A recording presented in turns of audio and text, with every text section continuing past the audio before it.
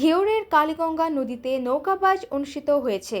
আল মামুন, মানিকগঞ্জ প্রতিনিধি। মানিকগঞ্জের ঘিওর উপজেলার জাবরা কালীগঙ্গা নদীতে পুরাতন ঐতিহ্য ধরে রাখি এসো সোনার বাংলাগুড়ি এই প্রতিপাদ্যকে সামনে রেখে নৌকাবাজ প্রতিযোগিতা অনুষ্ঠিত হয়েছে। শুক্রবার 12 সেপ্টেম্বর দুপুরে মানিকগঞ্জ, সিরাজগঞ্জ, পাবনা ও ঢাকা জেলা থেকে আগত বাহারি রকমের নৌকা নিয়ে এ বাজ ও প্রতিযোগিতা অনুষ্ঠিত হয়। এই নৌকাবাজকে ঘিরে হাজার হাজার দর্শনার্থীদের ভিড়ে মুখরিত হয়ে ওঠে জাবরা ও আশেপাশের এলাকা। নৌকাবাজ ঘিরে মিলন মেলায় পরিণত হয় আশেপাশের 4-5 গ্রাম। চোখে পড়ার মতো ভিড় ছিল নদীর এপার ওপার। সব বয়সের মানুষ ছিল চোখে পড়ার মতো। নৌকাবাজকে কেন্দ্র করে বসে সব ধরনের পসরা নিয়ে মেলা।